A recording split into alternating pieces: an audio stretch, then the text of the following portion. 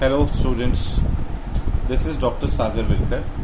Today we are going to start chapter 20 of NCERT textbook called Locomotion and Movement. In this chapter we are going to learn different topics like number 1, introduction and terms, types of movement, muscle, skeletal system, joints, disorder of muscular and skeletal system. So without wasting of time, now we will start with our topic number 1, that is introductions and the terms. First of all, the questions comes into the mind what the term movement means. So the movement is nothing but the simple word stand for the act of moving. So if any living organism is a moving, so this is what we call as a movement. Now this movement are of two types: a simple movement which occurs without any change of place. Here the word without is very important. So here movement occurs, but that is without changing the place of that particular organism. Okay. Now you will say what type of these movements called? These movements are nothing but the simple movements. Okay. There are various examples like movement of leaves,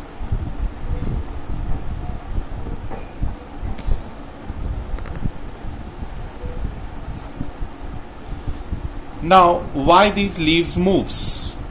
The simple answer is that because of the wind. Or the human also does a simple movement like shaking of hands when you greet something or you want to greet someone. So now these are the movement, but there do not occur the change of place, and such movement we call as a simple movement.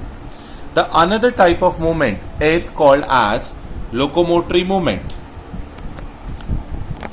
or you simply call them as a locomotion. Now these are the movement which occurs with the change of place.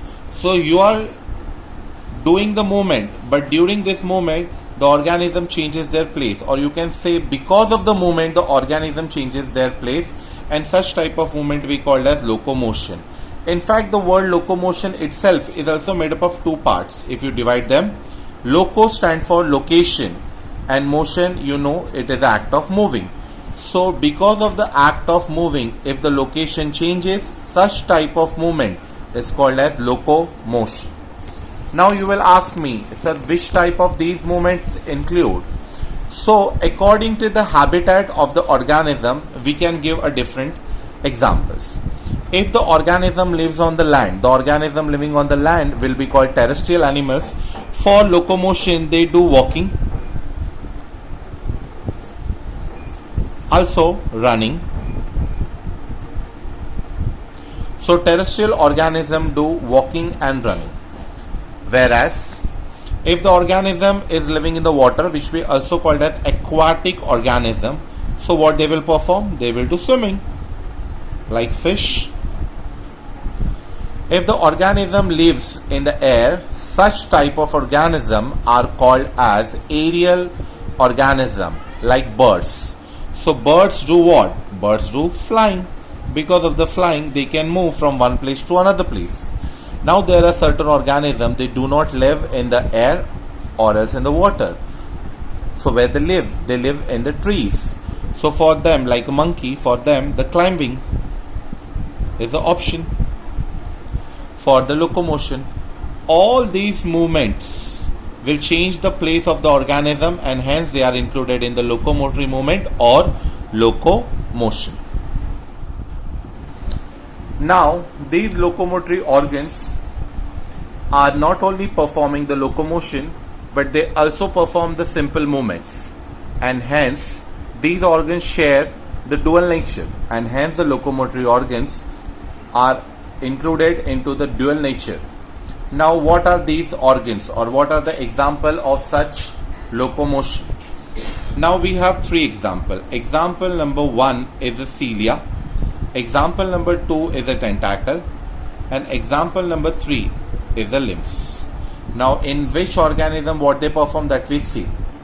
Cilia is the one of the example in the paramecium where they do locomotion, but obvious the first primary function is the locomotion because these are the locomotory organ. So I have already written that the locomotion is the first function. Now comes into the mind what will be the second function then. In the paramecium, cilia also helps for movement of food,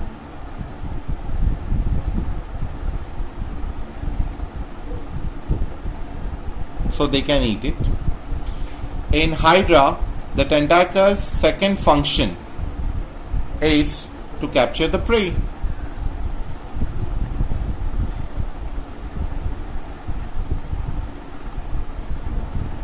And the third, the most example, we all are humans. We have limbs, and you already know the limb that there are two type of limb. One is called forelimb and one is called hind limb. Forelimb means hand and hind limb means leg. So hind limb we usually use for the locomotion, and the forelimbs we can use for different postures and different type of movement. So here it all example indicates that the locomotory organ can be used for the locomotion as well as movement, but locomotion changes the place and movement do not change the place. Hence all the locomotions are movement, but all the movements are not locomotion. This is what we conclude over here. Further, now we are studying the locomotion, so we should know what are the basic functions of locomotion. Why we are moving, why organism or any living organism move from one place to another place. For an example, being a teacher, I move to various places to teach the student. Why? Because after the teaching I will get a money. So what the money can be used over here? To get a food, water, shelter. In the same manner, all the living organism always do locomotion in search of food, water, in search of shelter. Now the functions of locomotion is also in search of mating partner. Like there are certain bird species which will always migrate from one place to another place only in search of mating partner. So this is also one more function of the locomotion, that is in search of mating partner. The next function is that we can live only under the favorable conditions. So the organism or the human being or any living organism will keep on moving to the places where they will find out the favorable condition for their survival as well as for their breeding ground. The next function of locomotion is to escape from danger or enemy. Now we will move to our topic number 2, that is types of movement. Now, according to the presence of the cells of human body, they exhibit 3 main types of movement. That is, number 1, amoeboid movement. Number 2, ciliary movement. And number 3, muscular movement. Now in which type of cells this type of movement we can see? Let us take brief study of it. The word amoeboid itself is made up of 2 words, amoeba and oid. In bio, wherever there is the word oid, the oid word stands for like. So here amoeboid word stands for amoeba like. Now do amoeba have any type of shape? No. So it means amoeboid is a word stand for the irregular type of cells, or the cells who are amoeba like, or the cells which are irregular in shape. So in human organism we can see, in human organism the irregular shape of cells are nothing but the WBC, which we also called as leukocyte, where the leuko word stand for white and cyte word stand for cell. So the WBC or the type of WBCs are amoeba like, hence the amoeboid movement can be shown by the WBCs. Like macrophages. The number 2 example of such amoeboid movement is another example of amoeboid movement is cytoskeleton, that is microfilament. Now the details about the microfilament or cytoskeleton we have already studied in the chapter called organization of cell, or else you want to study the details of it, you can refer to chapter organization of cell. Now next we will move to the ciliary movement. The word ciliary itself stands from the word cilia. Now what is cilia? Cilia are nothing but the short hair-like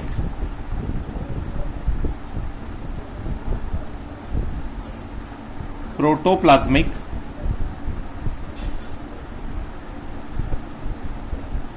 extensions.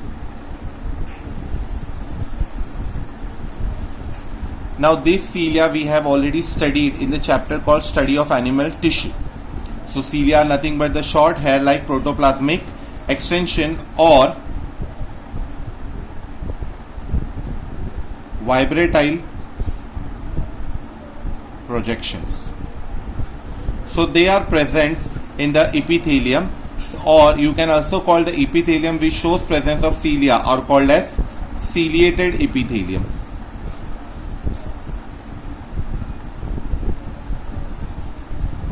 This ciliated epithelium lines various organs like the trachea or the inner lining of respiratory system. So this cilia moves if there is any foreign particle enters into the trachea. Like the most common example of it, जिसको हम लोग मराठी में बोलते हैं हिसकी लगने. So it is the one more function of cilia to remove the foreign particle. The second place where you can get a ciliated epithelium is oviduct, or also called as fallopian tube of female reproductive system. Here the cilia moves the ovum because ovum are non-motile. So the ciliary movements are to move the foreign particle or the particle which are immovable or non-motiles. Okay. Now number 3 is a muscular movement. As the name suggests, muscular movement, it is made up of muscles. In animal tissue, we have learned that there are 3 types of muscles: striated, non-striated and cardiac muscle. All the muscle has a power of contraction and relaxation, due to which the muscle can move. Now we will learn about certain voluntary movements. So the striated muscles are present or are human skeleton, which we also call as skeletal muscles. Due to such muscles we can do movement, also we can do locomotion. So the movement of jaw, hand, legs, all these movements include the muscular activities, and this is the way there are 3 types of movement. So according to this, it clearly indicates that locomotion requires a perfect coordinated activity of number 1,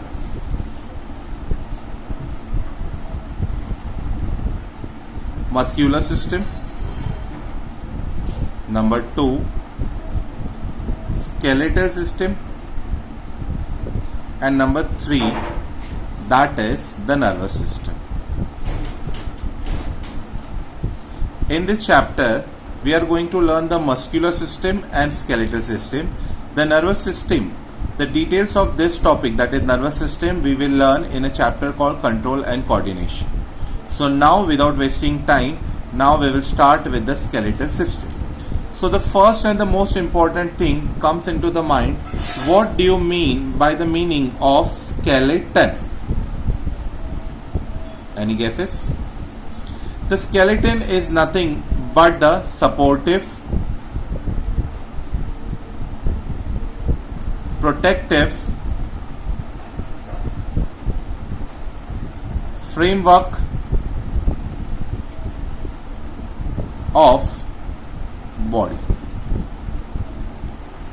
So the skeleton is a supportive that will support the entire body system, so that our muscle, different organ can be support each other in a such a way that they will form a complete living organism.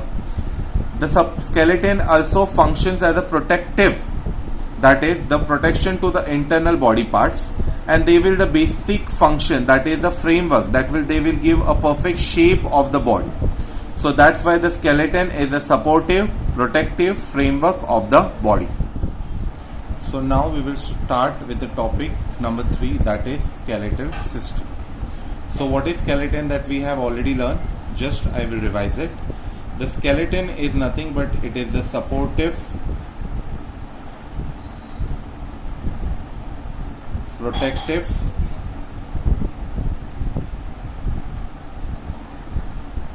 framework of body. So it is a supportive, protective framework of the body, and in the living organism there are 2 types of basically skeleton. So now the skeleton further classified into 2 groups. Exoskeleton. The word exo stands for outside. So the skeleton which are present outside the body will be called as exoskeleton, and the skeleton which is present inside, that is the Indo word stand for inside the body, will be called as endoskeleton. Now in human being, basically the skeleton is of Indo type, that is we have bone and cartilage. This chapter exclusively involves the information of bones. The exoskeleton are of various type, like hair, nails,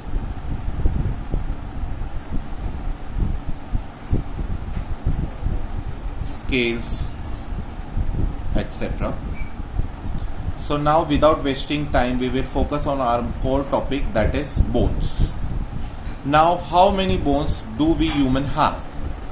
For that we have to learn. Now question comes into the mind, how many bones do we have? The answer for this is 206. But how we are going to study? So we are going to follow a very simple and the basic rule. If this is an imaginary outlet of the human, so we will divide the entire bone into 2 categories.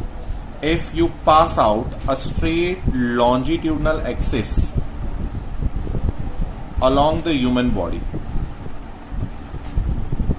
so the bones comes in this straight axis or the longitudinal axis will be called as axial bone.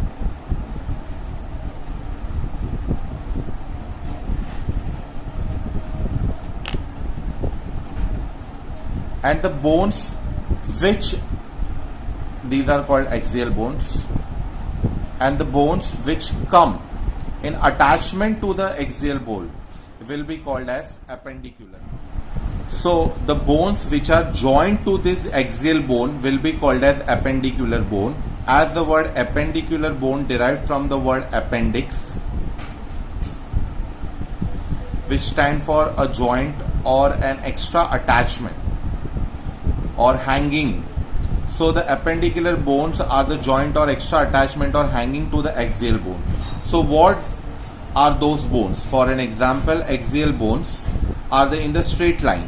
So where are their attachment? We have 2 hands which are attached to the shoulder, and we have 2 legs which are attached to the appendicular bone, and these shoulders are attached to the axial bone, and these hip bones are attached to the axial bones.